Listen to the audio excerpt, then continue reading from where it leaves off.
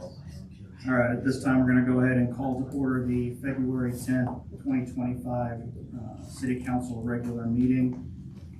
All rise for the Pledge of Allegiance. I pledge allegiance to the flag of the United States of America and to the republic for which it stands, one nation, under God, indivisible, with liberty and justice for all.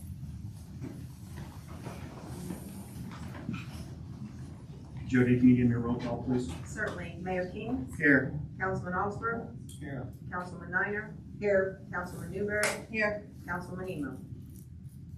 All right, quorum being present, Councilwoman Emo has whatever this bug going around she has, so she will not be here tonight. Everybody's had an opportunity to look through the agenda. If there are no objections to the agenda as presented,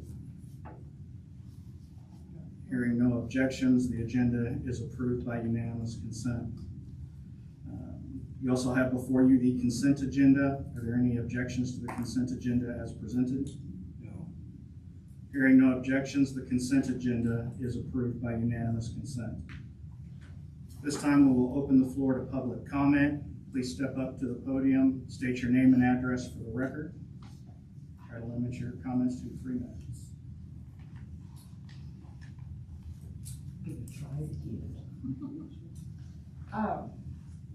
Mr. Mayor, you were not here the first time I spoke. I came asking to have discussions about having the water bill adjusted for senior citizens that are on limited income. Because as we've been hearing, the water bills are going up, and a lot of complaints this week about new water bills being so high. But I was told that it would be discussed some more, and I've not heard any more discussion about it. And so I just wanted to bring it out again. I really think there should be some kind of a discount adjustment for senior citizens or single incomes. There are a lot of single parents out there that are struggling to survive on one bill, and I don't think it's our water bill that's so high. I think it's the combination of 2 sewer bills, and I know that I don't even use minimum water because I do everything I can not to have that bill go up over $81 because that's a lot out of a budget. So that's just what I'm doing up here tonight, is just I'd like to bring it back out. I am willing to come up here and stuff envelopes with letters or applications, or I used to do community service, and part of my job was to make sure people were qualified for the energy assistance and so forth that they were receiving. So I am willing to volunteer time to help, if that will help the issue of getting it out there to other people. I've had a couple people make comments about having a petition, and that they would be more than willing to sign petitions, but they're not able to come to meetings. And a lot of the elderly don't drive at night, so thanks to LED lights, I might not drive anymore at night myself. But anyway, that's what I'm doing. I'm just trying to bring it up again and get more thoughts on, I forgot to tell you who I am. Connie Alley, and I live at 406 Walker. We're going to talk about water tonight. Okay. So we're going to talk about water tonight. Okay. All right, thank you. Anyone else? I just have a request. I know that we were going to try to wrap up a lot of projects by the end of January and not really had updates. And I was wondering, if we go into fiscal year 2025, can we get on the agenda, old business, where we're tracking some of the ongoing projects and get an update on those? every week, or maybe one of the council meetings, the first council meeting of the month, or something, just so we can make sure that we're continuing to follow up on things. All right, thank you. Anyone else? All right. First item for consideration is a special events application for the Big Creek Barbecue Competition. Yes, I believe, Donovan, you were gonna speak on this tonight. The Downtown Pleasant Hill Inc. would like to hold their, Big Creek Barbecue Competition down at the fairgrounds again in October. And, John's here to speak on that, so I'll just let him take the lead. Hey, Tom. Did you just get volunteered? I don't think it's tiered, I think it's told. My name is Don Donovan, I live at 709 Pine Street. I am the president of Downtown Pleasant Hill Inc. And last year we had our the Big Creek Barbecue contest out there at the fairgrounds. It was very well attended. There's a lot of community people there. The dance studios were out there, the cheerleaders were out there. We had it's one of the biggest backyard barbecue competitions for KCBS, and we would like to keep that going. And so we're asking to have the fairgrounds, the ability to have it at the fairgrounds again, and have that that fee waived as it was last year. Questions from council? When we discussed it last year, I think we didn't charge you anything for that. But I was under the impression that we were gonna wait and come back with an agreement on a price for this next year. You guys remember that? Something to that effect, yeah. Well, the other thing was, I think that what we did was we included the city as a sponsor for it, which, I mean, obviously would have, you know, if the city had paid for a sponsorship, it would have been actually more than what the fee would have been for the fairgrounds. Where do those funds go, I mean, that you're raising from this barbecue? So the situation with the funds that was raised from the barbecue was that it was very, very little and minimal because it was the first year that we've been doing it. So we're hoping that this year we can get you know, more sponsors, you know, more teams in, but it was basically a wash. Oh, I remember that. It's more about getting the community together and having the event than it is, as you know, at least this past year, because we're trying to get traction, trying to get it going. And Don, we paid out over $4,000 last year in awards to the competition. So the money that we did raise last year went to grow the competition. And you have to do that at KCBS. You have to offer compensation for the winning teams, et cetera. There's a tier level. And ours was about $4,200 that we paid out the last part. And that's where the money did go for that. Any other questions? Thank you. All right, anyone else want to comment on this before we move forward on it? All right, do I have a motion concerning the special events application for the Big Creek Barbecue Competition? How much is the fee that they're asking to be waived? 800, it was 800? Yes. Yeah.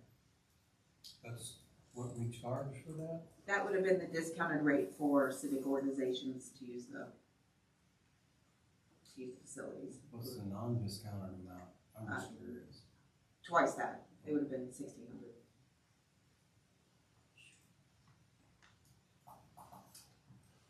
Well, I definitely want to see it come back.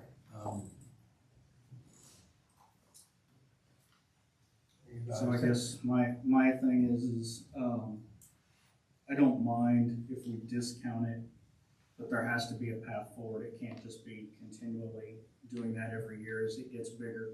There has to be a breakover point for them as well. You know, I don't know if it's the full amount this year and we talk about 75% or 50% of that next year. But we just need to decide on this one for this year. Can I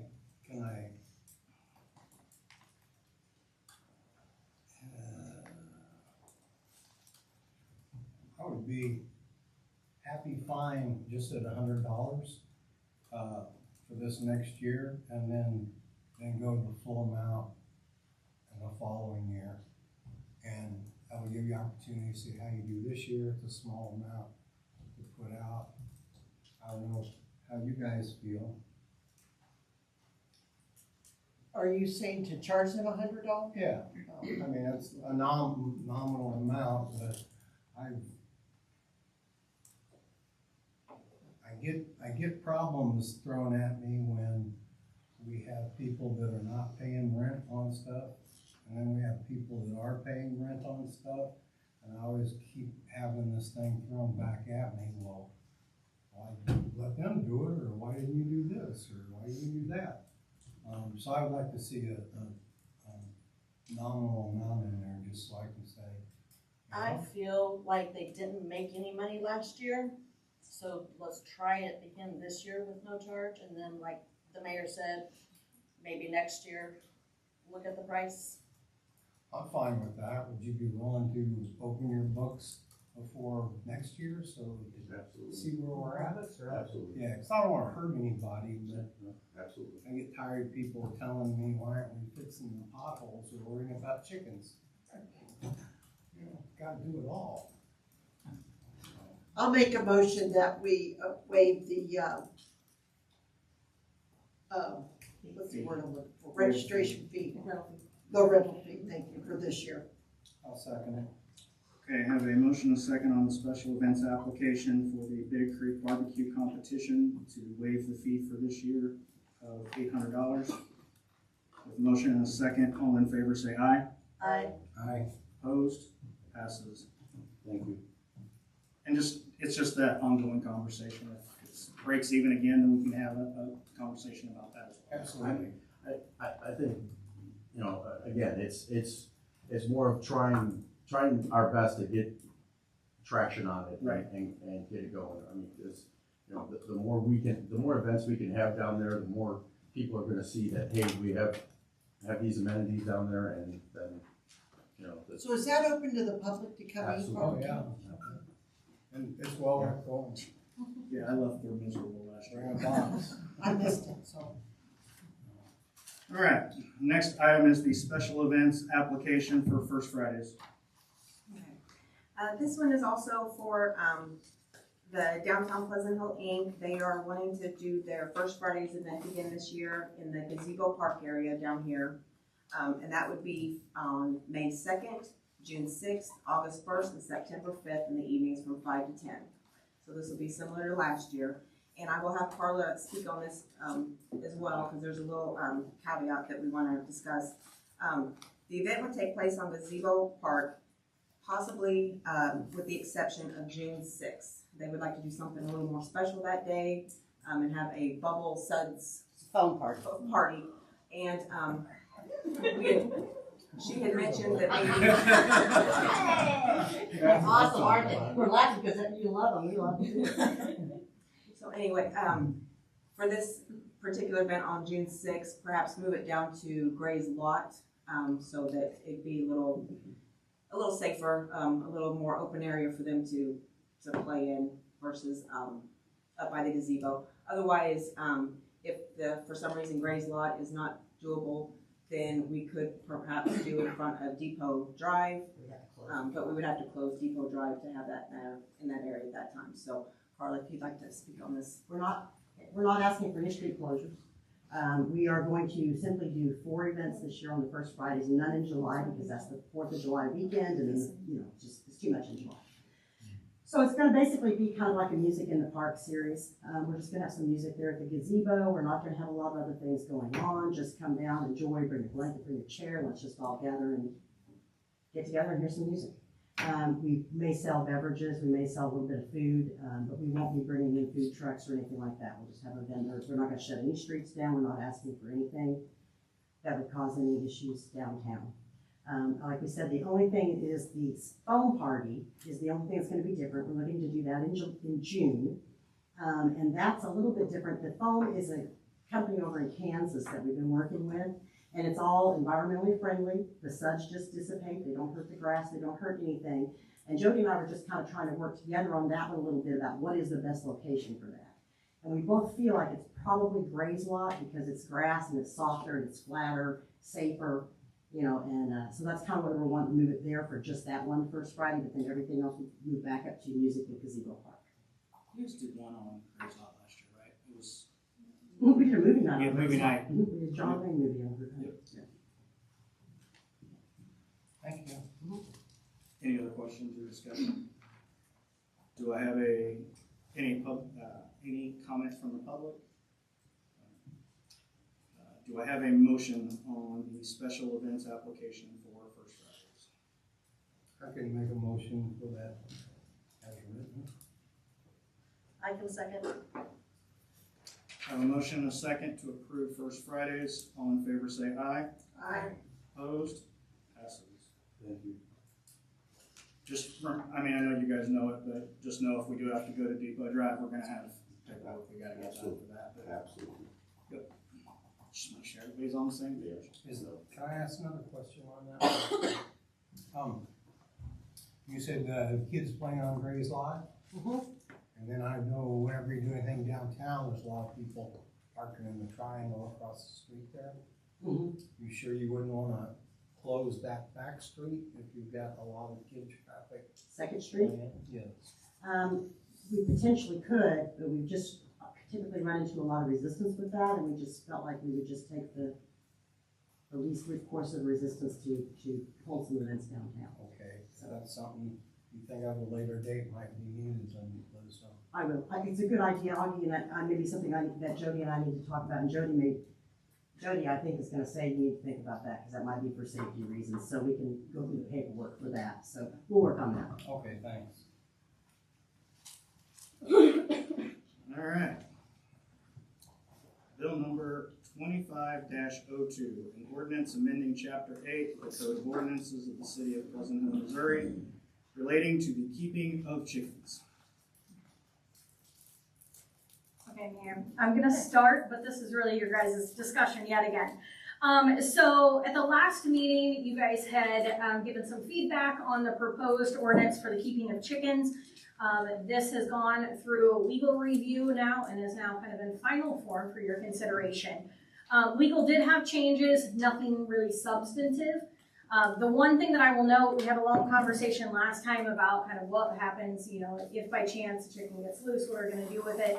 And we ended up just mirroring the same ordinance language that we have for dogs and cats for impoundment, and then kind of how long we'll hold them, and we just mirrored off of what we already had. The other thing is that we do still have in there that the fee will be subject to the fee schedule.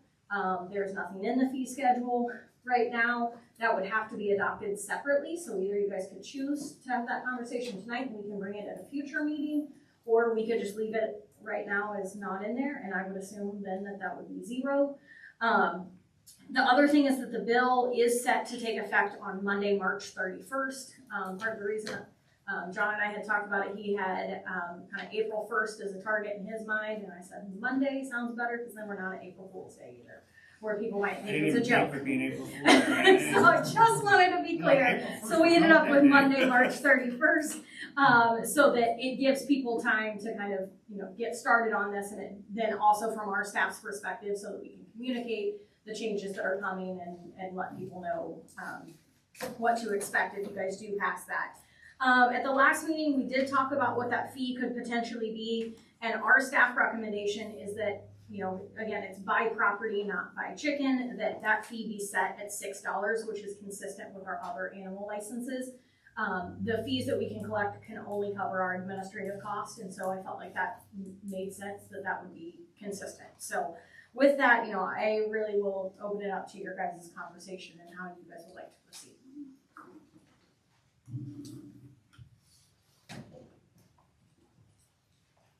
Any questions? A lot of it was just language from legal. Yeah, I That's don't have wording any. that word. Couple reminders moving forward with this. This applies to single-family dwellings, not multifamily.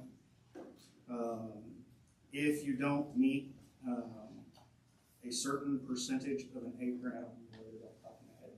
I was thinking it was like 8,700 square feet. HOAs can still say no, but we're not gonna have a lot of areas that would apply to. So those things will still, for some people, still be in effect on it. I know Chief did a lot of calling around, talking to cities, and they just don't have problems with these ordinances. They're not picking up chickens, there's not chickens running around, they're just not having complaints, and nuisances won't mean that we won't overachieve and have problems. But seems like it's a fairly easy thing, and with the way that egg prices are going and not being able to get eggs, it seems kind of timely. Yeah. So, So do we need a motion? so I have a question though here on the license, chicken license. It says with the new chickens that section 188, January 1st to December 31st. But you guys on the cats and dogs, it's April 1st. I even had it written down, 8-92, dogs and cats, April 1st to March 31st.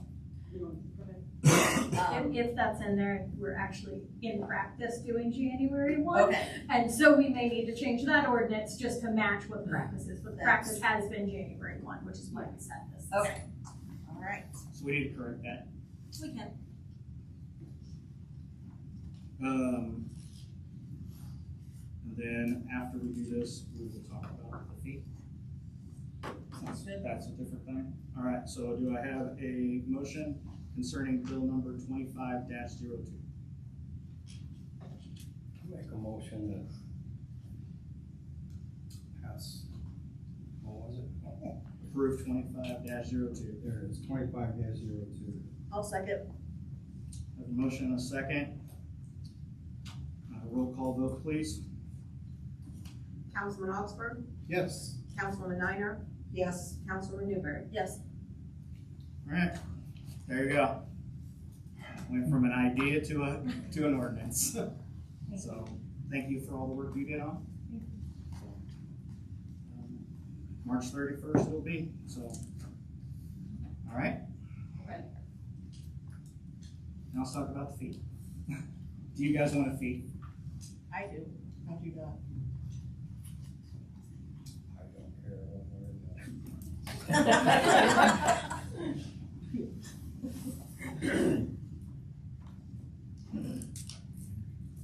This the first year, right? And what was the fee for other animals? $6. $6. So it's like $6 a chicken? No, No, $6. Just $6 to have. It's for a house. It doesn't. If you move, it goes with you. Okey-dokey, If you stay in the city. I'm fine with that.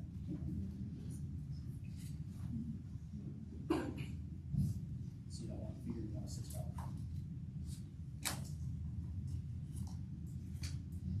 Let's do a $6 fee, that way we'll at least know where the chickens are around town.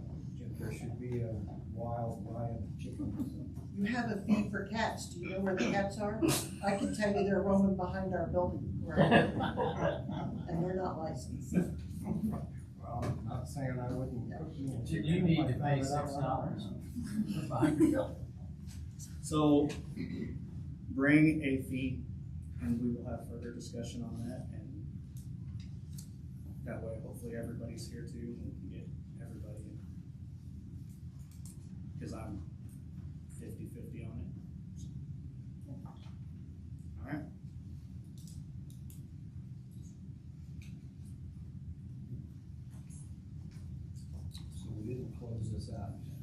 No, it's a bill. We just don't have a fee established for it. It's so in the bill, it wouldn't be included anyway. In the bill, it says there is a fee, but all fees go through the fee schedule. So we'd have to amend the fee schedule, which would be a whole other vote in that discussion. All right, so the next item is the fiscal year 2025 year-end projections. Okay, here we go.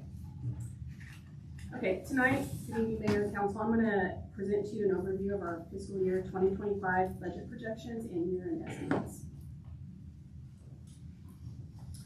Okay, things to know. Our budget is passed by April 1st every year. Our policy requires an 8% minimum fund balance. We have 16 different funds. We have general, special revenue funds, capital, enterprise, debt service, and general obligation. We operated on a $14.4 million budget this fiscal year, which includes $4 million of one-time capital expenses between the ARPA fund, transportation, and water sewer. The way the city is set up, we have one cash account for, say, a checkbook. It's all in one budget, but they are separate distinctions and accounts for each. Statutorily, we are not able to mix some of these funds due to Missouri statutes, and there's a need to keep operational and capital funds separate. We have an accounting system to allow us to report these separately. It's important for our staff, the council, and often the public why we cannot allocate funding from one department to another, or why we have money for projects but not authorized for additional funding for ongoing services or more funding for personnel. And consistently, we see the city's budget provides revenues for projects but struggles for adequately for funds for operations.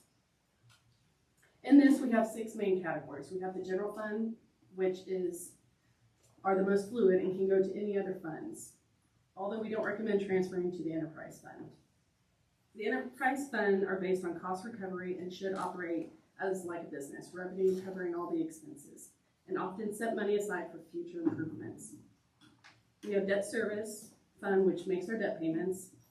We have capital funds that pay for major improvements, our capital projects fund, capital improvement sales tax fund. And then we have special revenue funds that are dedicated to taxing authorities or revenue sources that are either required or should stay separate. Revenues can only be spent on certain types of activities. This year I did set up the general obligation fund again, so we can utilize and track the expenditures from our 2024 general obligations bond. Okay, fund structure.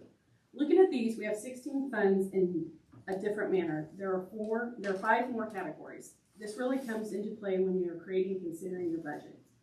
We have 5 operational funds, which is your general, public health, transportation, parks, and water sewer.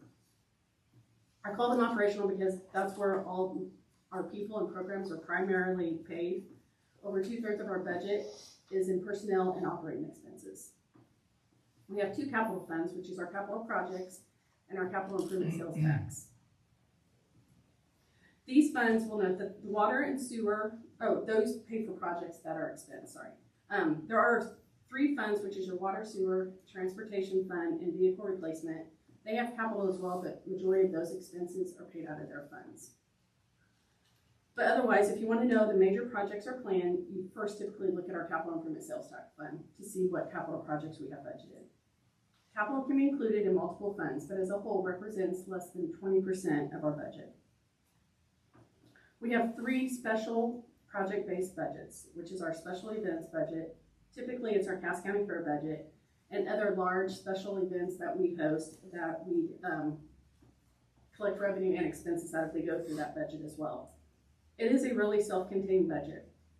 Your risk management budget pays our insurance, deductibles, we receive dividends, and sometimes expends funding for loss control and or items which will reduce our city's liability. Our vehicle lease program is also included in this budget. This represents about 3% of our total budget. We do have 3 funds that I refer to as transfer funds. These receive dedicated revenues, but they transfer out to other operating funds. We have a debt service fund that it stands alone. It's received funding for and makes payments on outstanding non-water sewer bonds. Debt represents approximately about 9% of our budget.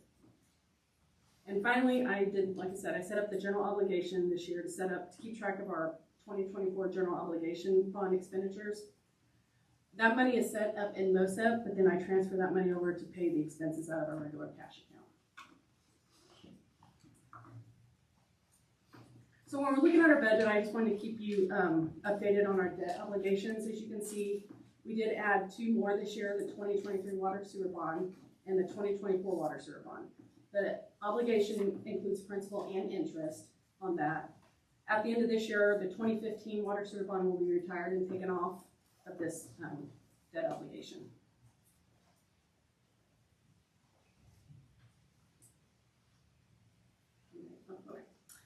Okay, so the general fund saw an increase in revenue. This is how, so this spreadsheet here is fares compared to the budget.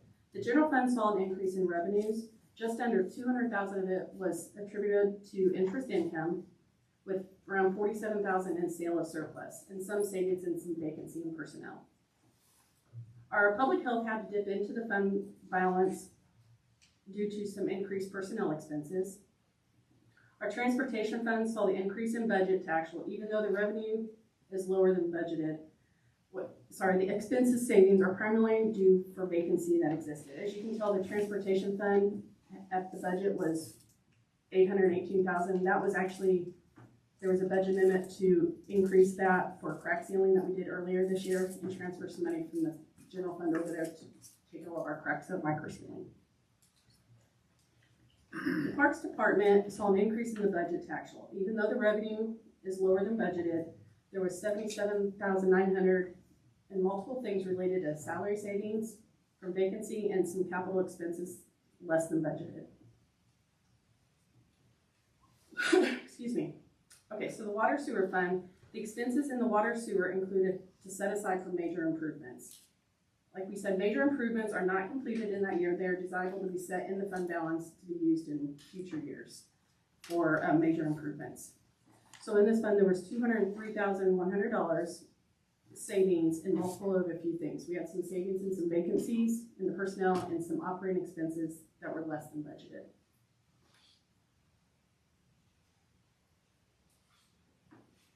Okay, so taking the information from that previous slide where it showed what we budgeted, surplus or reliance on the fund balance, and how we performed compared to the budget, we're able to pull this information. This shows what we actually believe will happen to the fund balances. I then wanted to show this as the estimated percent change to the fund balance, whether it was increasing or decreasing, and finally showing how much we have available in reserves for our operational funds. We have come a long way since the previous budgets, where we have seen some of these in the single digits.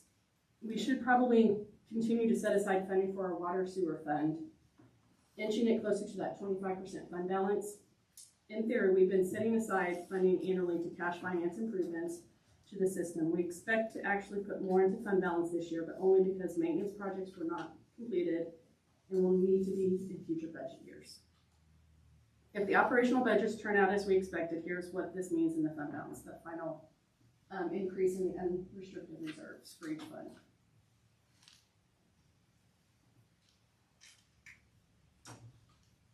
And then lastly, looking forward to fiscal year 2026. So looking at the fiscal year 25 estimates and what it means to fiscal year 2026, I'm left with a few questions. Oh, sorry, I thought I heard something. Is it repeatable? What does this mean for next year's budget? What expenses are carried over to fiscal year 2026? Okay, we budgeted our sales tax revenue this year to be consistent with what the trend was for the past few years. We are seeing this fiscal year is sales tax being about 2% higher than anticipated. Having a higher number of having a higher amount of cash in our fund balance has helped because of our interest income increasing in our fund balance. Some of the expenses what we will be carrying forward for next year is there was $300,000 in capital improvement sales tax for building roof improvements, $350,000 in transportation. There were engineering services for 3 different projects for Tony, and then there was the $2.5 million in that water sewer bond that we just passed, the 2024 issue. So during this time of the budget process, I am very optimistic that we have captured everything we have that should be included in the budget. These are things that we're working in our favor. Sales tax trending upward about 1 to 2%. Interest income steadily increasing due to the cash that we have in the bank. But then understand the operational expenses do increase as well. So we anticipate that to be like 2 or 3% I budget every year in our operational expenses that we pay out to third-party vendors and contractors.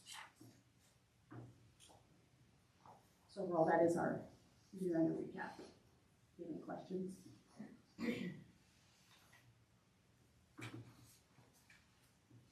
Questions from council?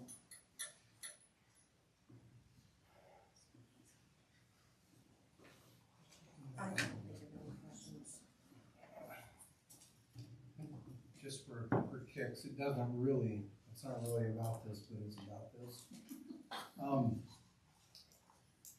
Where can I go online on our city site or whatever and look at each of the propositions and the details of what the money's going to? Like you've got pickleball courts and you've got baseball diamonds and you've got all kinds of things, but just for all the proposition P stuff, where can I go in there and see the details of what we're planning on doing? That is all on the Prop P project portal. Which is on the front page of the PleasantHill.com, right? Yes. Okay, I'll dig through that now. Thank you. All right. No other discussion? Is there anything you needed from us? Any direction, any? No, I don't think so. This was really just a recap of 2025, setting the course for what you guys will see in the next couple weeks for 2026. All right.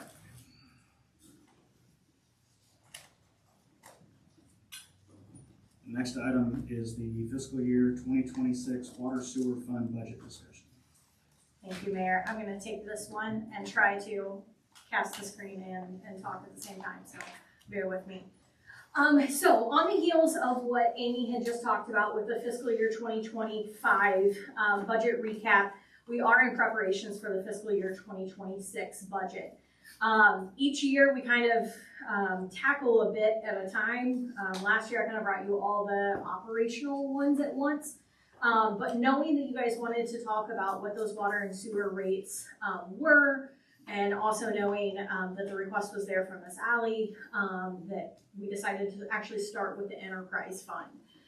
The enterprise fund contains the water, sewer, and trash utility rates, but then also our expenses.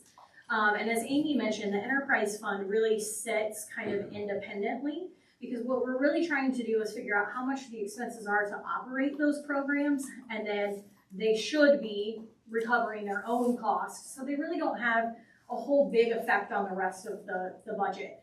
What you're gonna see tonight is what we're having as our draft budget. My full disclosure to you is I don't have the whole picture together right now. So what we really think is this is almost like our worst case potential scenario.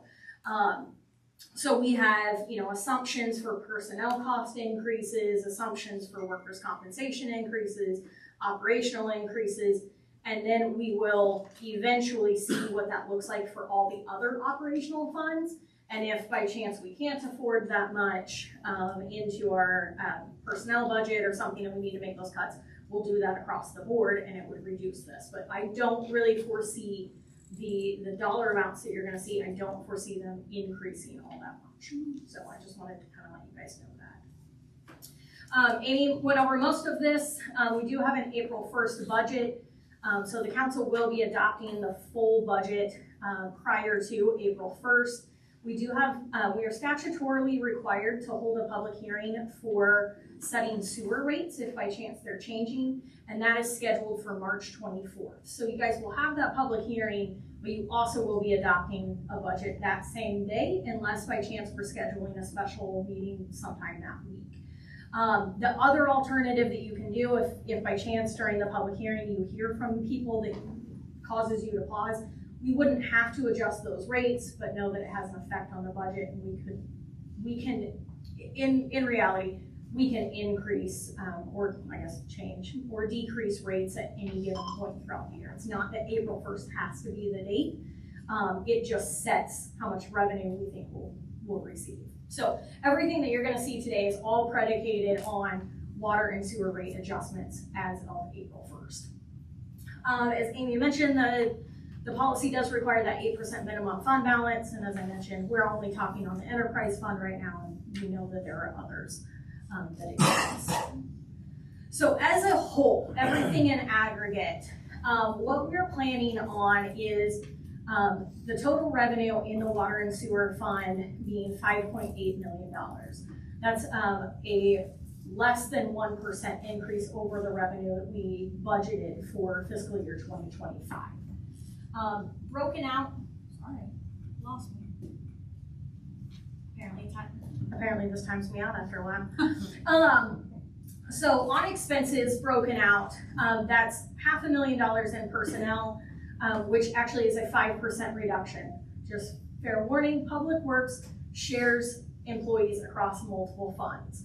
And so due to the allocation of where they are, one person moved half of their work time, moved out of there, and it's actually in transportation. It's just the way that they're allocated. We're not reducing staff. The operational expenses we do have as an overall 5% increase. We'll talk through why that one is a little bit more than Amy had mentioned at the 2 to 3%. Capital, we have increasing total budget of $2.2 million with an increase of 12%. The debt payments is $600,000. That is a 36% increase. We will also get into the detail of why that's considerably more. It may not be what you think. It's not the 2024 issue. And then we have $300,000 that is a transfer out. And so part of that is to cover kind of those enterprise-wide expenses that we have, like shared cost of utilities, shared cost of personnel administration, but then also repayment for trash carts and other stuff like that. So in this budget, we do propose utilization of fund balance. So what you will see is actually, whenever you guys get the full budget together, you will see that we are utilizing our reserves. I'm gonna start with the easier one. So that almost $1.8 million is for the water sewer revenue bond. Is for the water sewer revenue bond. That's because we received the debt proceeds in fiscal year 2025, but some of the projects won't be paid out until fiscal year 2026. But we're also proposing utilization of almost $229,000 in fund balance. What that really means for us is that we will not be taking I may need somebody else's here. We'll see if this one stays on. What this means is that in fiscal year 2025, we would be operating the water sewer fund at a break even. That also means in fiscal year 2026, we'll be operating at a break even. So there's nothing else that we're putting back to any of our reserves to build up any of our fund balances. And again, we'll get into this a little bit later, but that is really with the assumption that 2 years would be a break even is how we're proposing the budget right now. Okay, I know that this one may be too small for people to read, but I wanted to kind of talk through how we determine what rates should be. And unlike many of our other funds where we know what the revenue is that's coming in and then we have to assign our programs to that budget of the revenue, in the water sewer fund, what we end up doing is we actually look at the expenses first. How much does it cost to operate the system? How much should we be putting into repairs and maintenance? And then working our way into, and how much should the rates be in order to operate that program, right? You're operating like a business in the water sewer fund. So we do have operating expenses in each of the categories. So I broke it down by water, sewer, and trash. And those operating expenses, honestly, a big bulk of it is going to be the purchase of water, the processing of sewer, and then obviously, and the trash contract that we have to provide or pay to the third party.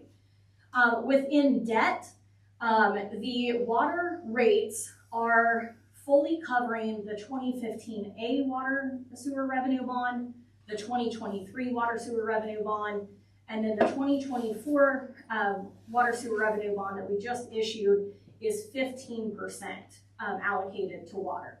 Keep in mind that's a portion of that $10 million bond issue that, or bond that voters authorized. So only this portion is mostly going to sewer. 85% will go to sewer, but there's still more money available for water. I just wanted to make that clear. Then we have capital improvements. And so every single year in the budget, both on water and sewer, we set aside it's called major improvements. Sometimes we call it depreciation. But really it's an annual amount that we're setting aside for it. If we need to make improvements, then we know that we have money allocated in the budget. We book it as if we're spending it all throughout the year. Think of it like putting money into your savings account every single month. And if we don't by chance end up spending it all, then at the end of the year it goes into the fund balance and you're saving up for a future improvement. So we do have that built in as well. The thing I will note is whenever we were looking at the rates, obviously with these bond issues, we have some major capital improvements. You'll see it reflected in the budget, but when we're setting rates, those aren't included. We're only focused on what is the debt payment. So whenever we were looking at the rate determination, those major capital improvements are not in there. This is just that annual amount that we set aside. Then there are personnel expenses both on water and sewer. The other one that we have to look at is what are our adequate reserves? Do we feel like we have enough cash on hand? And then also what are the rate covenants that are required for our bond issues? So some bond issues come with your rates must be 110% of your expenses. And so that's one I know we've raised in the past to make sure that we've met that rate covenant.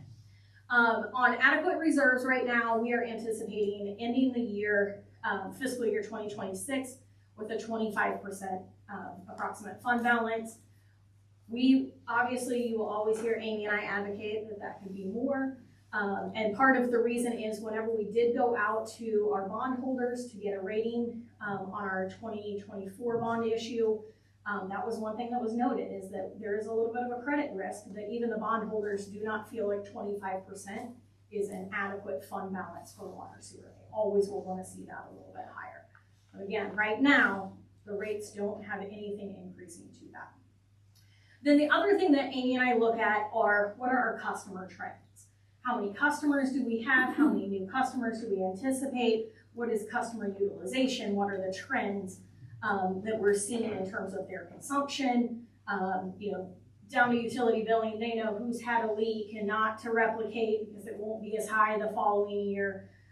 In that customer trend, what we're really trying to get is the baseline of how much water do we think we're going to purchase, and because there's a really strong interplay between how much are we going to purchase, and then what is that expense then to what is the amount that we think we're going to bill.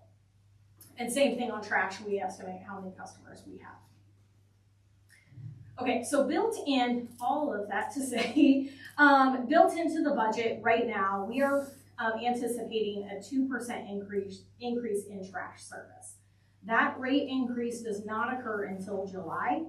And so, whenever we come to you guys with a recommendation, our recommendation is we don't actually increase that until we know what the rate increase is, which we'll probably get. It's end of May or June is usually whenever we find out how much that would be.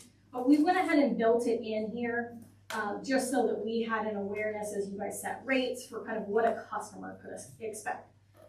So if that 2% is realized, the projected customer rate on trash would increase by 31 cents per month and recycling at 12 cents per month. Where are we at with the trash contract? Where are we at in it? I think we have one more extension with them, and then I think we can go out for bids. I will double check. You need to keep everybody competitive. Yes. Okay, so then on sewer service, the total need, whenever I said we look at all of what the expenses are and what they're projected to be, our total need on sewer is $2.7 million. Like, that's what I'm trying to get to once I back into the revenue. I will note that 71% of those expenses are paid directly to Middle Big Creek Sewer District for sewer processing. So that's a fixed fee, and we'll get into this, but that fixed fee we anticipate will go up to $49 per month. And so they don't care how we bill our customers, they just know that that's how much money they need. The cost increases that are built in from the expense side is we are anticipating a 4% increase in Middle Big Creek. We feel pretty confident in that. They've been very clear and transparent with here's what to expect into the future. In sewer alone, there is a 2% increase in personnel expenses and then a 5% increase in operational costs. And as I mentioned before, 85% of that new debt issue is allocated to sewer improvements. And we did put extra money in there this year for other capital improvements. That's beyond where we typically allocate for improvements. And that is for some lift station repairs and then also an operational analysis. As we start to talk about water, you guys know that, we're constantly looking for what in our world we call non-revenue water, basically unbilled consumption or purchase that doesn't get billed to anybody. And we just really, through all of our leak detection methods, we're finding some things, but nothing that is getting towards something of substance. Like, we have not been able to find, like, this was the issue and this is a way, if we just fix this one thing, then our non-revenue water decreases. And so we actually think we're gonna pare this down, and we're recommending that we actually have a billing audit completed. Like, we've already found through leak detection over the past month that we've had some dead meters. And so it's consumption that wasn't being billed to somebody, but is still going to them. And so we feel it's the right thing to do to all ratepayers for us to go through that process. So that's what I mean by that operational analysis. So our proposal is to utilize almost $124,000 from reserves for that maintenance and operations, and not to build that into the rates that our customers pay, because they are one-time expenses, and the fiscal year 2025 budget actually saw additional revenue that was going to go to the fund balance. So we're basically swapping out, making it net neutral between the 2 years is what we're thinking. But with all of those other increases that I mentioned before, that 4%, 2%, 5%, whenever we looked at everything in aggregate, we knew that a 1% increase in sewer service would be sufficient to cover all of our operational expenses. How we figure out what those rates are, we'll go through in a minute, but we knew just 1% was kind of our overall. Alternatives that you guys could consider is just defer some of that maintenance that we need, or don't do the operational analysis, but if we do that, we fully anticipate we'll continue to have additional amounts that probably need to be billed to somebody. And at this point, you don't have any, I'm sorry. No, go ahead. You don't have any idea at this point, an estimated amount of revenue that we're losing on that? I don't know that I have it as a dollar. We could figure that out as a dollar amount here in just a minute. I know what the percentage is. Our percentage was close to 27%. It's considerable. And I did know what the dollar amount was. Well, the percentage is on that. Yeah. Okay. So then moving over to water, the total amount that we needed is $2.3 million. And I know a lot of people say, and I'm just going to point this out, we regularly hear, oh my gosh, I can't believe that my sewer bill is more than my water bill, right? You just saw the sewer I said was a $2.7 million need, and water is 2.3. Thank you, Nikki. Thank you. The cost of processing sewer is increasing. I can see it. It's not just us. I really believe that is what we're going to see into the future. Additionally, keep in mind that there are plant expansions that are occurring at Middle Big Creek, and But for those plant expansions, they have the ability to say, City of Pleasant Hill, you can't add any new customers, right? Like, so their capacity is also built into that, that amount. So on water service, we need $2.3 million. 40% of those expenses are just paid directly to wholesale water purchase. The expected changes that we kind of see in the budget, sorry, I don't know why it just doesn't like this, is we are anticipating a 4% increase in wholesale water costs. That is not a firm number yet. We typically get that in the month of February, so we'll get that pretty soon and be able to firm that up. What I am hearing is cost of chemicals is increasing. Sorry, thank you, Nikki, just hold me. Nope. Okay, we'll keep trying anyway.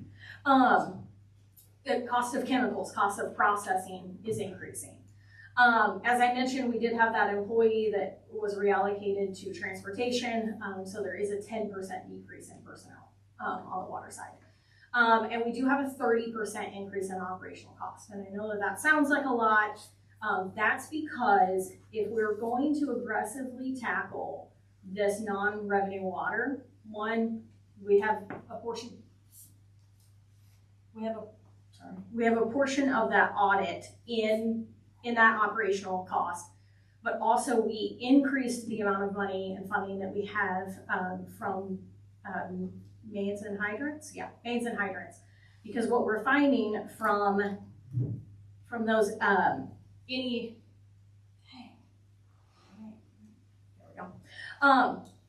we also have continued leak detection audits.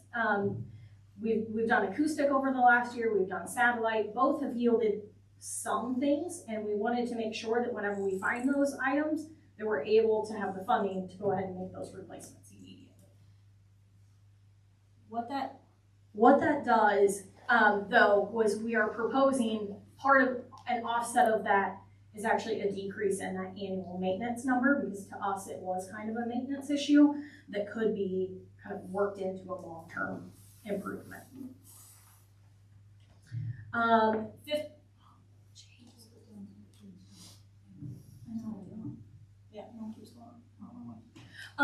Okay, so 15% of the 2024 revenue bond will be allocated to water, as I mentioned, and they have 100% of the other outstanding issues.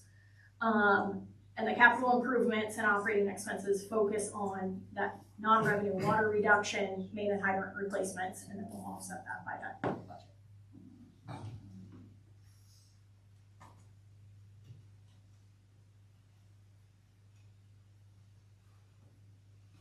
We'll see if that works. Now,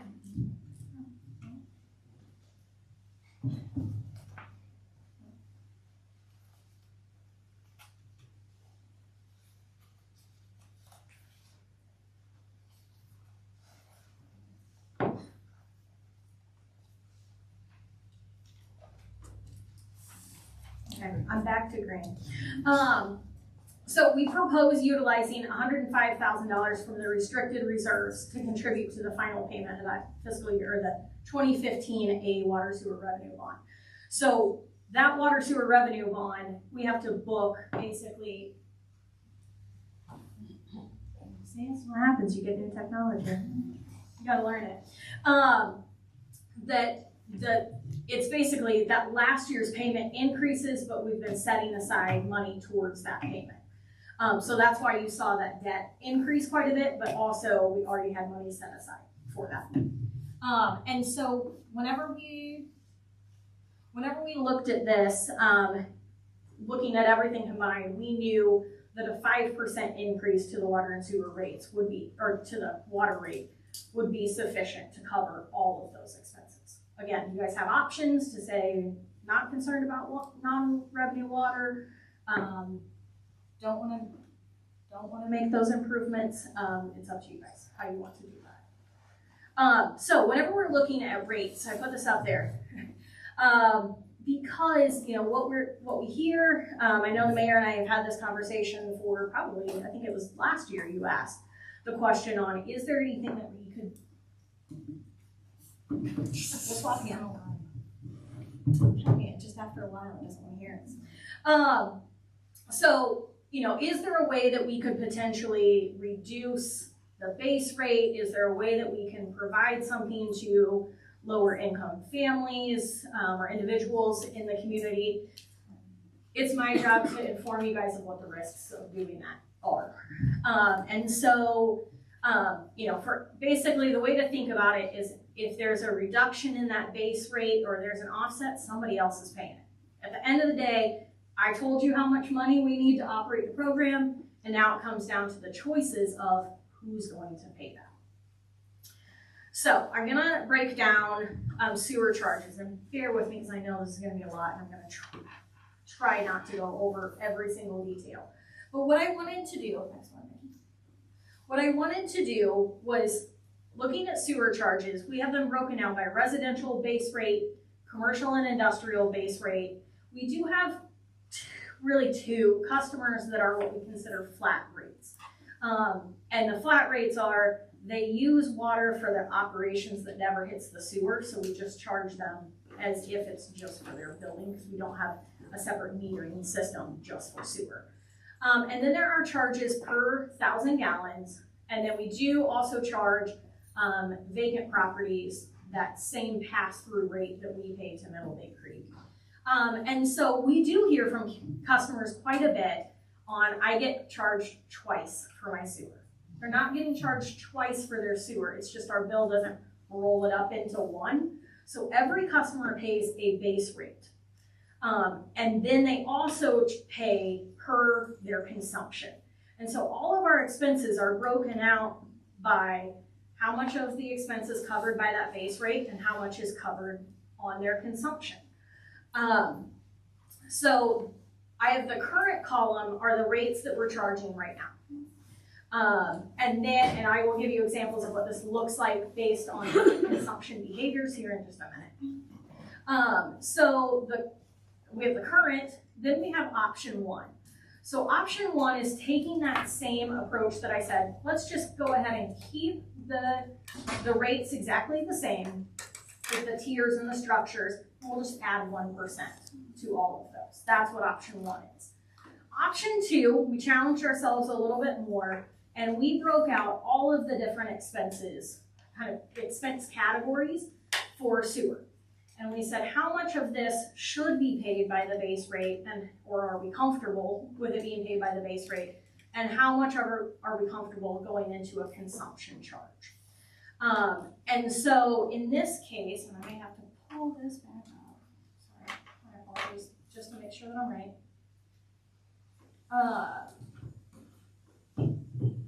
Okay, back to a new one.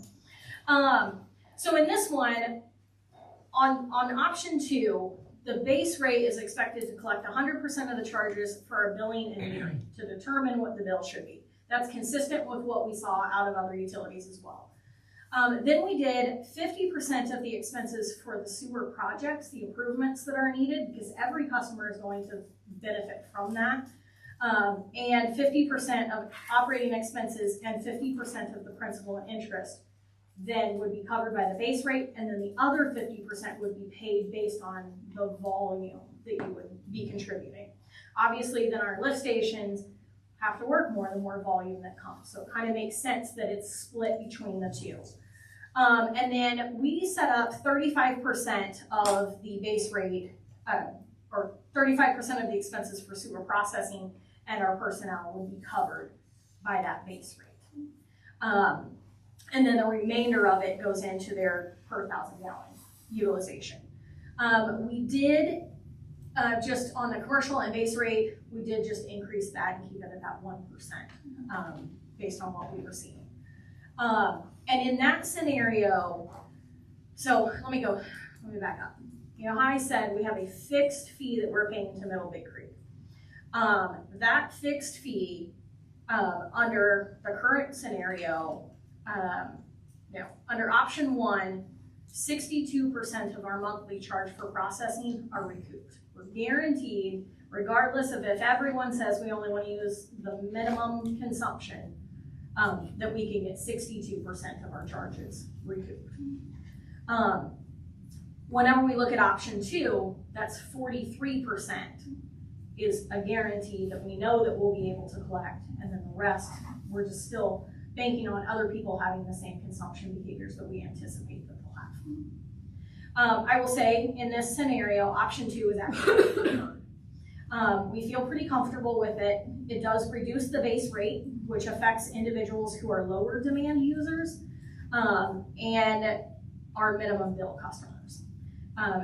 And so it does have also a minimal impact on average consumption customers, but it does, as you'll see later, have an effect on higher volume customers. So you're gonna see more of an increase to your commercial and industrial customers.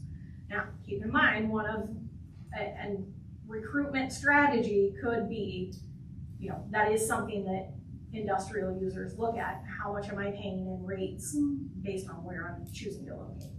So there are effects of each of these options. Same thing pretty much on water. However, I will say the water charge,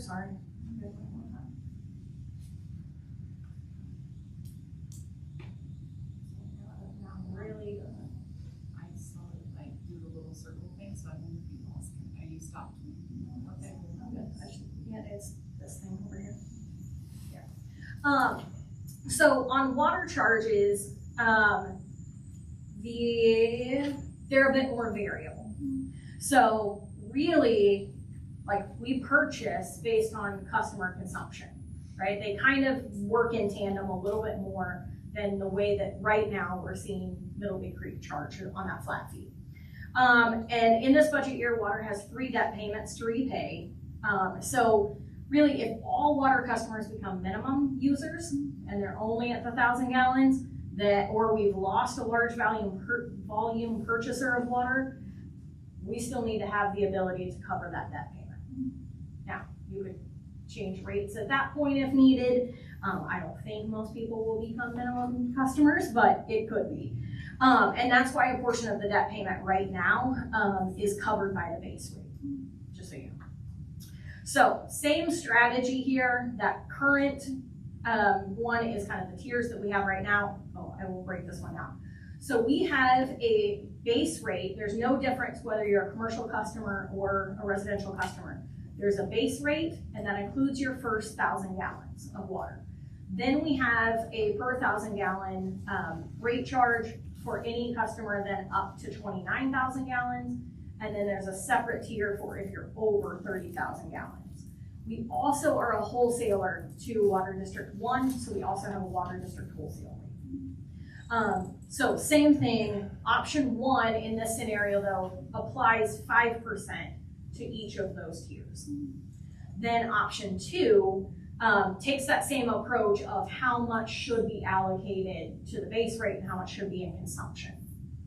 So in this one, we had same thing, 100% for billing and metering, 50% of operating expenses and principal and interest, and then we chose 17%, which is reflective of that 1,000 gallons roughly, for utilities and pumping, water projects, and water purchase to really reflect that first 1,000 gallons. And again, option 2 would be our preferred as well. It reduces the base rate, same reasons, and you'll see that it does go a lot higher though for those other customers.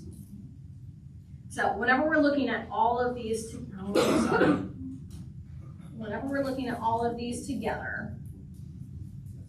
I kind of wanted to give you the aggregate bill and what that would look like. So for 1,000 gallons, so a minimum user, right now they are paying $80.38. Under option 1, whenever we do the 1% sewer increase and the 5% water increase, oh no, not that one. Sorry, just kidding. That's not what I'm talking about yet. So on this one, the next tier is 3,750 gallons. That's what we consider to be an average water customer. Based on our utility bills, that's what we see for an average residential customer. Their bills right now would be $131.42, trash included.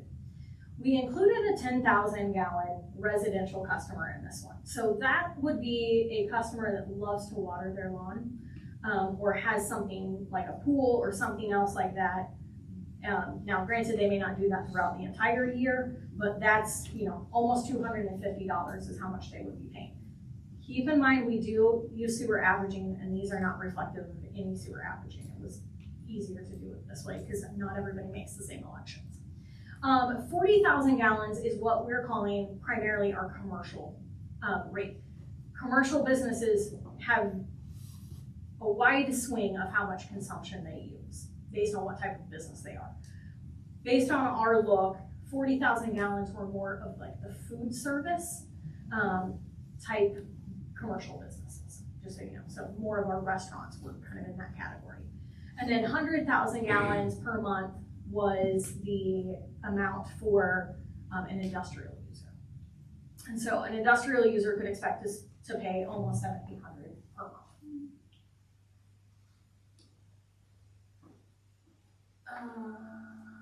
Shoot, I need.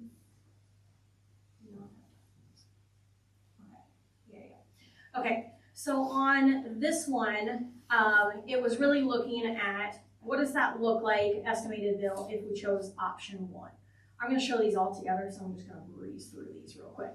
But as you can see, the average, that last line, the average change on these, regardless of which tier you're in, were pretty much between 2 and 3%. Then if we move to the next one, where we had that reduced base, but then we had higher consumption charges, the minimum user actually decreases how much they pay by 10%. An average residential customer goes up about 2%, but then our higher volumes start to see 10%, 17%, and 19% increases. Like I said, it gets paid somehow, it's just who's paying it. So then I wanted to look at all of them together. So again, keeping with those kind of tiers of what that consumption is, then on the left-hand side, I have, or the top, I guess, first row, is the current charge. Option 1 shows how much, if it isn't in parentheses, that's how much more somebody could anticipate paying under option 1, based on those kind of consumption categories. And then option 2, for the most part, they do have increases still, but it does show that reduction on that 1,000-gallon customer. So that's kind of what it would look like in somebody's bill. So if you're thinking about the commercial business, you would take that $753. If you were looking at option 1, you would add in, they pay $128 more per month than they're paying right now. And I apologize if I overwhelmed you with a whole bunch of info, but It's a lot to take in. yeah, that's what I have right now. I'm more than happy to take questions. I'm more than happy to run other scenarios. I will say we did discuss a couple different options. Amy's been looking at this too. Of the comparable cities that we look at what their water utility rates are, we've only seen one do a senior rate. And Green Valley is the only one, and I don't remember, Amy may remember how much it was. But it basically was a certain, I think, dollar value off.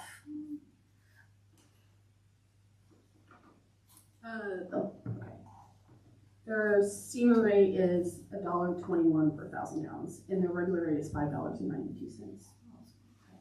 Yeah, So it's a consumption there, Okay. on the water side. Okay.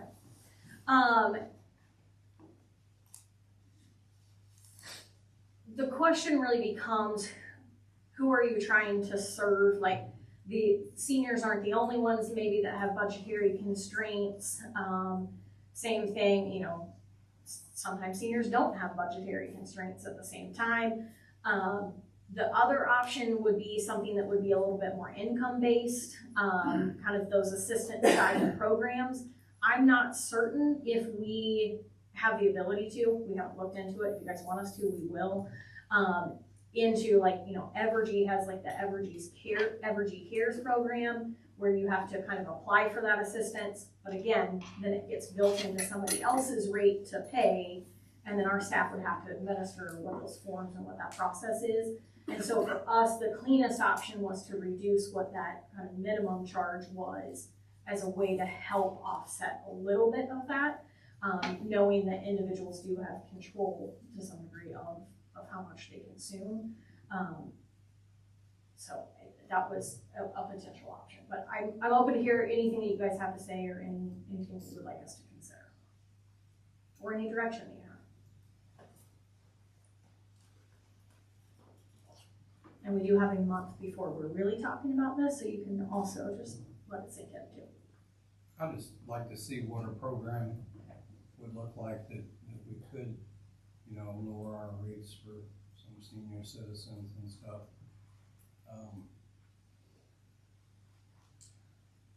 Where are we with our billing of water to the big users like the car washes and stuff? Amy looked at their consumption today, Meaning, like, what's the question on the car washes?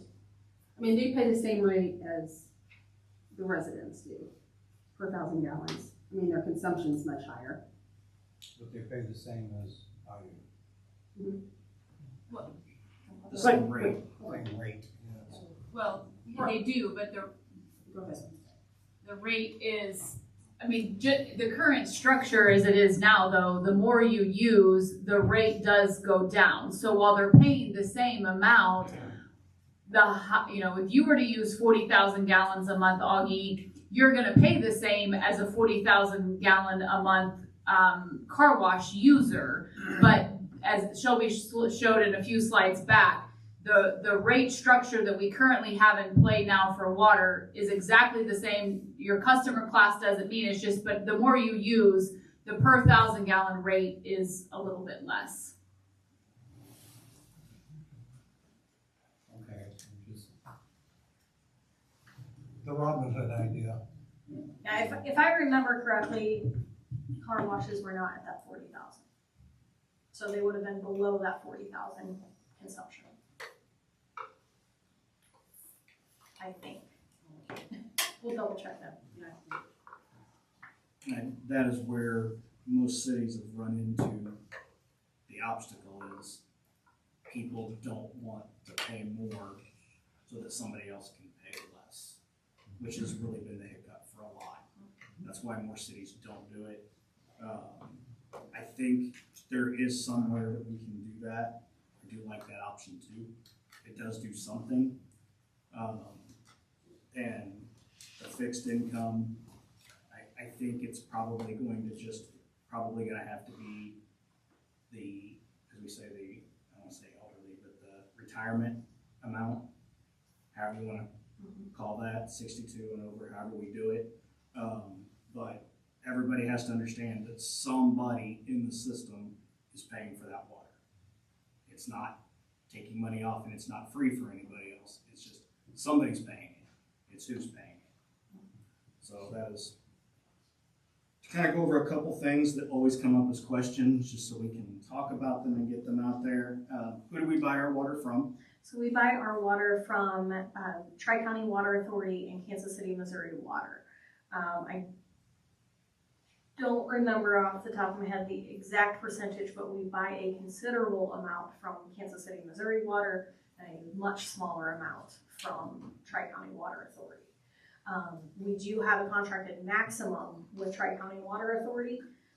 We can go exceed that if by chance we need to, but also, I'm not going to speak out of turn. I believe the rates are cheaper with Kansas City, Missouri.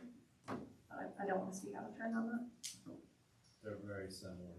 Okay, they are. There might be a little bit. Yeah, they used to be a lot different, and now I think they are pretty similar. Thank you, Tony. And just because the question comes up, why don't we go out and shop cheaper rates from other cities that have water? Just because the question comes up. Well, one, you have to get the water here, so you would have to construct new lines, which would be incurred by debt and repaid by debt in order to get that water service here. Additionally, like Water District 5 purchases from Tri-County exclusively, so it's not like we can buy from District 5 because it's the same supplier there. We actually used to purchase directly from Lee Summit, who purchased from Kansas City, so it's a markup along the way. And so At some point, the city ended up just buying directly from Kansas City, Missouri. Early 2000s. That's what I was gonna, that's what I was. Before 2010. Oh, yeah. And just to be clear, that, the monies for the refurbishment of the water tower has nothing to do with the dollars we're talking about tonight. Correct. So the water tower refurbishment will be paid for with the American Rescue Plan Act funds, and so that does not hit rates. That was a $750,000 project that we were able to make sure did not hit rates, and that was intentional to make sure that we did not have to incur an additional amount on rates. That was actually one of our strategies as a way to pass along ARPA funds to our residents, was otherwise it would be included in debt issues. And I think the other one that's important people understand is, what was the group that came in here and told us about our water rates compared to other communities? Missouri Rural Water Association. Right. And That's you. one of the things they brought up is, for us to be eligible for a lot of the federal funding and grants, we would have to double what we charge for water, just to be eligible. Because they want you to make sure that you can afford what they're giving you. So they said we would literally have to double our water rates and even increase sewer, but it wasn't nearly like that. Yeah. But I mean, just to get to be eligible for those grants. Maybe that will change in the near future, but that's the way it is right now. You have to, and I understand why they do that, because if we doubled our rates, we would have more money to do other things, and they don't have to provide you as much funding to help you. So that was one of the things that came from that. I think we probably, when that time comes, it's not part of this, at least go out and bid trash again, and at least see what's out there. I mean, I think the problems that we have had in this contract are far less what the problems we had with the previous contracts, including not having trash service. And just so people understand why cities, and we're not the only city, contract trash service for residents, is because when people get into a bind with money, the first thing that they stop paying for is trash service. And you start having large amounts of trash bags in people's driveways, sitting out. They put their trash in other people's trash to try to get someone else to do it, or all the businesses in town start having full dumpsters because people are dumping trash. And it reduces the amount of trash trucks we have going up and down our streets. I mean, I can remember when I first moved here, there was like 5 trash services, and just on my street, you get 2 or 3 trash trucks a day, different services coming up and down your streets. So that is some of the reasons why we do that. But yeah, I think it'll at least be good to get that in bid again and see where we're at. Any other questions from council? Yeah, I have a stupid question. So you're telling me that you guys are leaning toward, you like option 2? Is that what I'm understanding? I think it accomplishes multiple goals. I feel comfortable with it. Again, if by chance some weird fluke happens and we see consumption dramatically dip, we may come to you in the middle of the year and say something different. But in reality, for the most part, consumption shouldn't change all that much. We are seeing consumption behavior, especially on the residential side. Our customers are using less water. So let's just say hypothetically that we did go with option 2. Does that affect our overall, as you were talking earlier, our fund balance? I mean, is that gonna? No, so all of the options are what I'll call revenue neutral. So it's enough to cover the expenses, but it really isn't. I mean, I think between those 2, water and sewer, it might put $15,000 to the fund balance. Like, it was nothing. Basically, consider it as if we're not putting money into the fund balance. I feel comfortable with a 25% fund balance. Obviously, again, it comes down to what that risk proposition is. I mean, that's 90 days worth of expenses, so we should be pretty good at the 25%. We just don't have a wild swing in customer behavior or the number of customers that we have. It would take something probably pretty catastrophic in the entire community for that. Any other questions from council? Anyone from the public like to comment? You can also go back to the 2025 year-end projections if you had comments. I forgot to do I jumped right into the next one, so.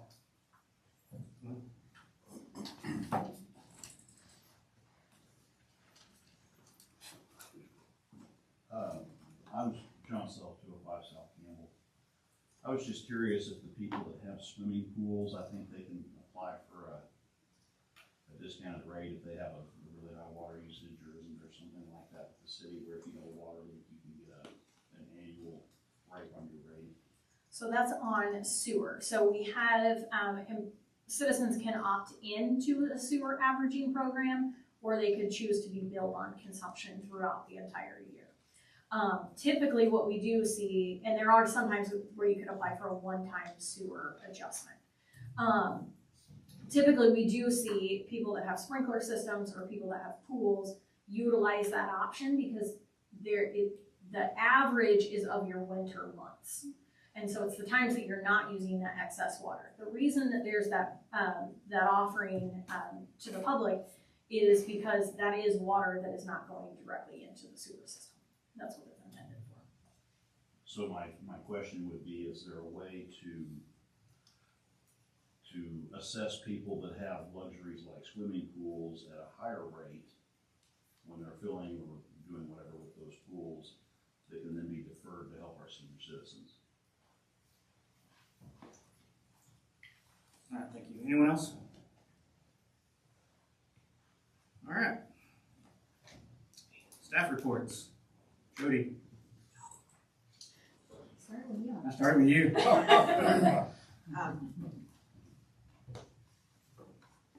Mine doesn't work now either, I'm sorry. Sorry. I don't have anything right now, so. Kylie. So over the last few weeks, we have been going to some presentations about the World Cup and how that will affect us. We didn't quite realize the impact that it will have, so we're just gearing up for that. It isn't until 2026, but we've been meeting with the Missouri Municipal League in March, so we're getting some good information on that, so we can be prepared because it'll even impact our small little town. I have also been working on a website for the recently approved chicken ordinance, so whenever we're approved and ready to go, we can roll that out and hopefully send some people there if they have questions and want to know more info about that. Also, I've just been working on the events coming up. I advertised the State of the City, our father-daughter dance, and the Shamrock Shimmy will actually go out tomorrow. So we've got a lot going on in these coming months. And lastly, just working on that snowstorm communication. So we're ready. What's the date of the shimmy? March 14th.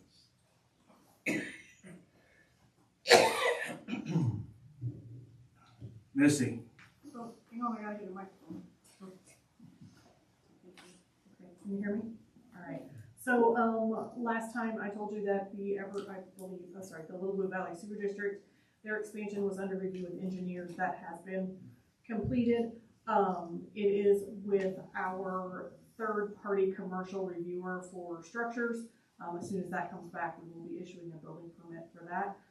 Evergy also submitted a site plan and building plan for a fuel oil storage facility on their site. That has been reviewed, approved, and a building permit has been issued there. So if you see construction going on the downtown area, that's what that is.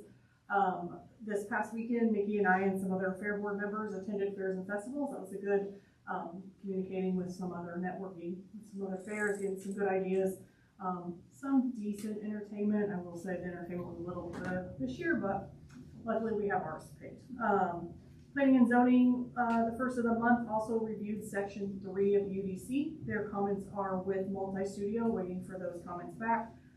Historic preservation also met this month, and they approved new paint on the western Opry building.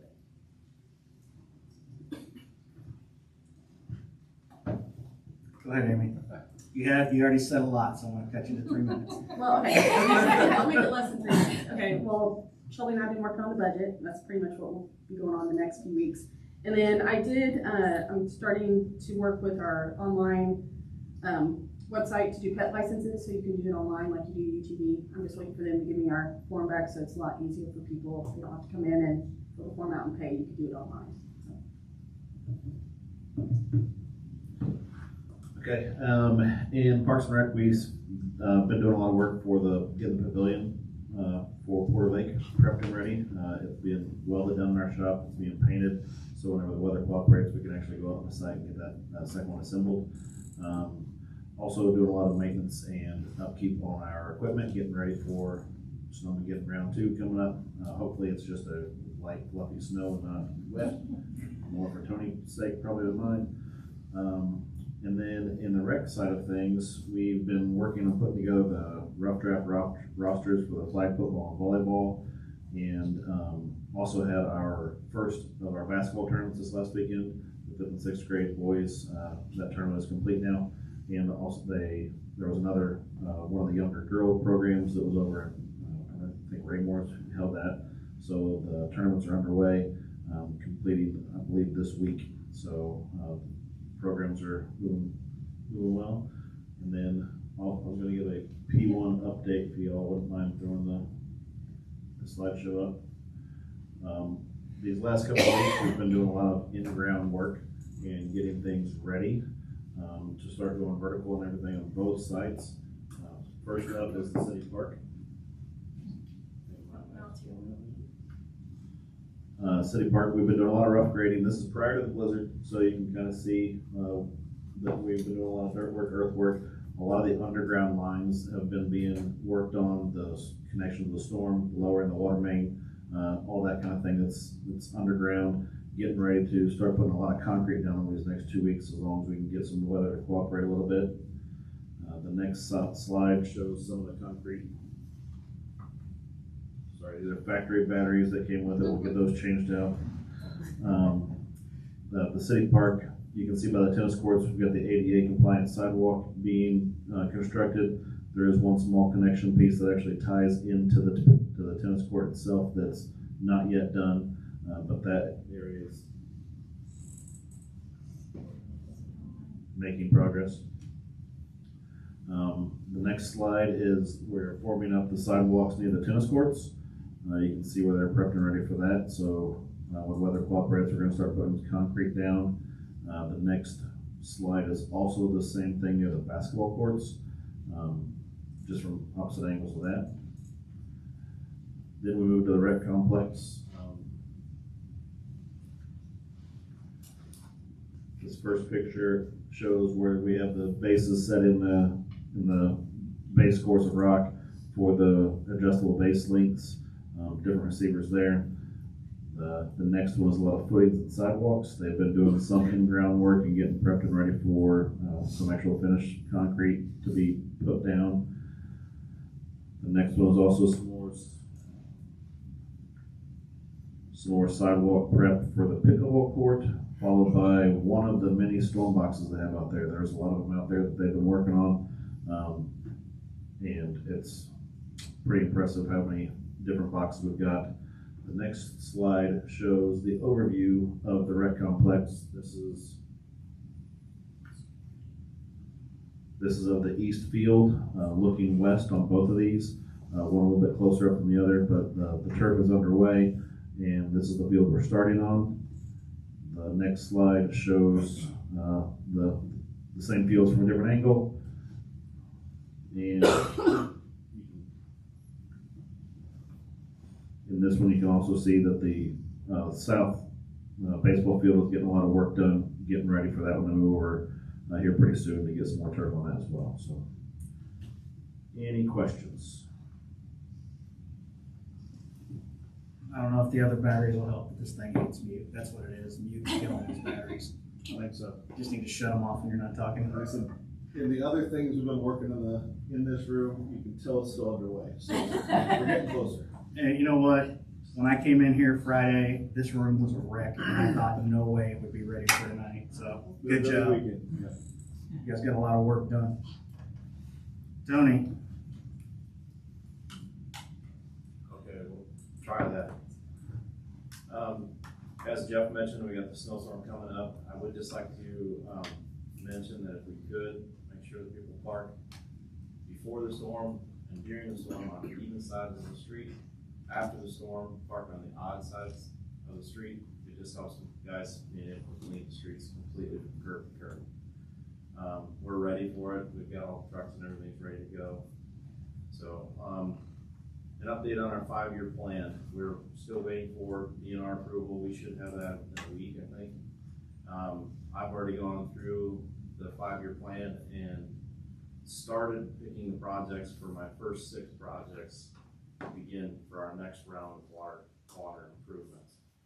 So Jason and I will start working on getting the engineering and stuff like that, and get everything prepped. So once we're ready, these other projects are getting close to completion. We'll have the next round ready to go. 7 highway water line replacements. We are about that close from getting all of our easements in hand. I just picked up another one today that was a really important one to help us loop that line back to Riffle Drive, which will give that Highland Park area a better feed, so we'll have 2 ways to feed that area. 7 highway SIP, the spray and place waterline project, 7 highway and country club. We are tentatively looking at a start date of around the 15th, between the 10th and the 15th of March. I did a pre-con meeting with USG and the contractors, and it is looking like we're going to be able to get this one in fairly early this year. Hopefully the weather holds out and we have some warmer weather. 7 highway manhole project, still waiting for the lids. I'm supposed to have them this week, so as soon as we get those in, we'll start working on that project. Timber pump house, we're still waiting the pumps. Last I got from Daryl was the end of this month, the pump should be here, and he is planning on starting immediately as soon as he gets the pumps in here. He'll full move in and start working on everything at once. So I'm hoping that we can stick to that. Water tower rehab, we're still looking at the middle of April to start that project, and that's going to be all dependent on the pump house as well and the completion of that. Lift station improvements. We've got 3 lift stations that we have POs sent to the manufacturers to get those into production. I will have submittals March 1st or March 3rd, I think is what it was, first part. And then as soon as we get the submittals, everything's gone through, they'll go into production. They're looking at installation sometime in July. Shelby mentioned the water leak assessment project. With that, Astera did the satellite surveillance of the city, or our water meter system, or our water system, and we found several of the meters were not registering, and through that project, so the guys in the last couple of weeks have gone out. We've changed out I think it's about 24 meters off of that and our zero consumption list. So we've been pretty busy with that. We found several that were just not operating the way they should be. I think that's all I got. Yeah, good luck this week. Yeah. Chief. I don't think it's going to be as bad as last. I just have a couple things. Wrapping up the end of year stats for 2024, getting ready to make our final submission, our formalized final submission to the Uniform Crime Reporting System with the FBI. So kind of getting a review done of all of our stats, so that information will go in beginning of March. So we should have some information that's available to people if they have questions. And then finally, Thursday, February 20th, we're having Coffee with a Cop and Public Works. So we'd like to see you all come out from 8 to 10 in the morning to give you an opportunity to visit not only with us, but visit with our Public Works people. It's going to be at Tony's shop. He'll be able to tell you about all the projects he has going on, as well as some things that are upcoming. So we just thought it'd be a good way to combine our two teams and have a coffee with a cop and a public works guy.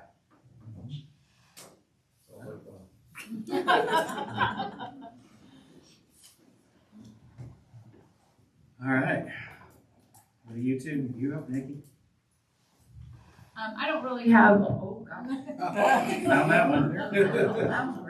I don't really have a lot to add to what some of the other ones will. I will add to, I guess, a little bit though, from Kylie's comment about the World Cup.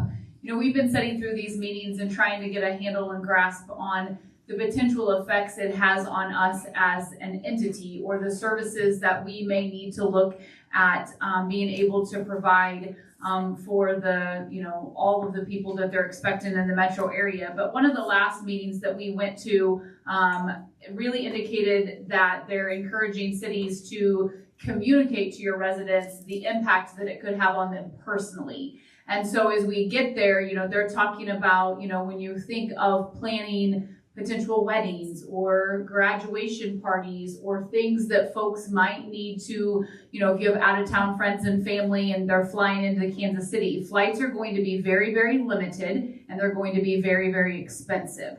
So just the impacts personally that these events could have, they've encouraged entities to start communicating that. So again, it is in June and July, really. It wraps up, it's about a 6-week period, so pretty much all of June and into about the 3rd week of July. That, you know, again, we'll start putting some things out as people plan ahead of time, like, hey, maybe don't plan something, you know, during that time. And again, you know, maybe here locally you won't have big deals, but if people have friends coming into town, or if you're having a wedding, you know, at a venue locally, but they've got to stay in Lee Summit or Harrisonville or Belton or somewhere else, the chances of getting a hotel room during that period are going to be slim to none, or you're going to pay a very high amount of it. So that was just something, again, every time we have these meetings, there's little things that come up that I'm like, I didn't think of that, you know, and so that was just one that came up. I have been working, the mayor had talked to me about looking at different things on our fireworks ordinance. So I've got that in the works right now. And as Missy said, we did go to fairs and festivals. We do have most of our entertainment already booked for the fair this year. We're really excited about that. But it is nice to hear from other agencies and other organizations and how they do things and different things that we can look at doing better, or bringing new events to the fair to just add and enhance that event for our community. So that's really about it. Joey. The one thing that Tony did not mention on the 7 Highway water line is that as of this coming Thursday, will be advertised for contractors to start preparing their bids. So we're to that stage. We're to the bidding stage. Then, as Amy mentioned, most of my time in the next couple weeks is going to be dedicated to the budget. You guys will hear a lot more out of Amy and I in the coming weeks. We did apply for a grant, actually technically 3, for $30,000 from Moving Missouri Forward. And that was for, and I know we've already applied for this one, but it was for the changing cables at the different parks. We had applied through Variety KC. We still haven't heard anything back, and so we felt better on this one. So we did apply for that on Moving Missouri Forward. We also applied for a Trails Capacity Grant, which is a $10,000 trail maintenance grant. Typically, you don't see a whole lot of grants that are for maintenance. So we thought we'd try. I don't think they award a whole lot of them. It's a national program, 0% match. But our request was over the $10,000. It was for a total of $34,100, and that was if we had all of the full equipment and maintenance, because we wanted to be able to pair the equipment to do it and also the materials. So, you know, that's probably something Jeff wants me to work into his capital improvement budget whenever we get there anyway. So, additionally, I wanted to note that we will be closed on Monday, February 17th. And the other one, because he may not sing his own praises, is I did want you guys to be aware that Chief Wright was selected for the National Command Course at the FBI headquarters in May, with all of the expenses covered. So congratulations to him for being selected. This is all pending whether the federal government still wants to give us money, but, we'll see, if that is funded by that point, but if so, he was selected and we'll move forward, and they've indicated that if not, they'll kind of move that along, into the future, so congrats to him. I think that is it, because I think Tony covered most of the other stuff. All of the projects, just, I didn't cover this one as much, but I said that there are projects that the actual bond money projects live outside of how we set the rates. So the projects, whenever Tony said, I have these kind of set aside, the ones that we're gonna work on next, those are factored into the budget. So we've been working on like which ones he sees as upcoming and what we think will be done in the next year.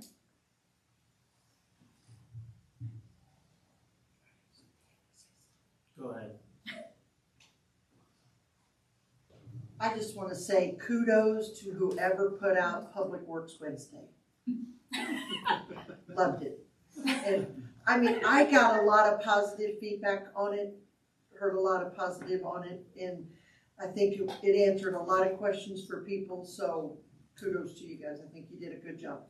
And my other thing is, will we be reapplying for that grant about the sidewalks going down Lexington to whatever? I mean, we can, but they don't open that one but for every 2 years. Oh, okay. I was hoping. So, sure, in 2 years. But, okay. I will say I am going to a meeting, I think that's just tomorrow afternoon, actually, where again, they're still talking about those SCP projects. So I'm just going to take it to continue to learn like who's getting, like what was it that was in their applications that made theirs so much more appealing? Because I mean, Shelby and I both thought we put together an incredible application. Some of the ones that got funded make 0 sense to us at all. So that will be a part of it. But yeah, as Shelby said, that's an every 2 year. Yeah, I did reach out to Smithville was one that was funded. We're kind of similar in size. It was a similar style of project that came from a school into a neighborhood.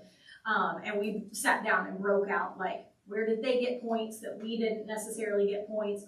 And I think some of it on this case is the fact that we had to be right up to the curb, right? Because they like it to have landscaping and these buffers and other stuff. So it's something we could, we did it because the project bounds, like otherwise there's just not a whole bunch of front yard space there. But they were like, even if you just have like a little bump out in certain spots, sometimes that qualifies. But I think additionally, then it gets into, then every 2 years they assess what that rating criteria is.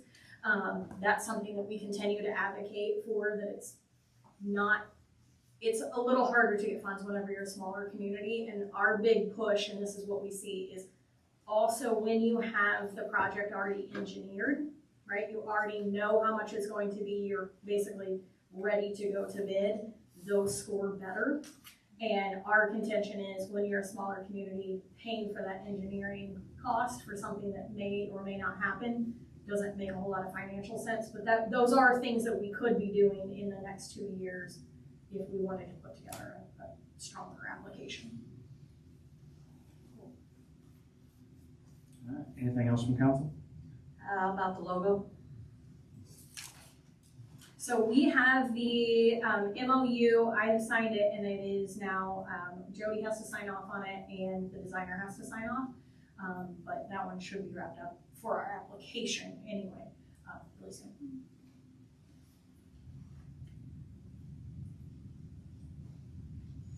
Then I need a motion to go into closed session 610-021 on legal, 2 real estate, 3 personnel, and 12 contract negotiations. I'll make a motion to go into closed section for 610-021. I don't know what all ones you said. One legal, I said them all. 1, 2, 3, and 12? Yep. Okay. I'll second. I have a motion and a second. Roll call, please. Councilman Augsburg, Yes. Councilwoman Niner, Yes. Councilwoman Newberry. Yes. All right, we're in closed.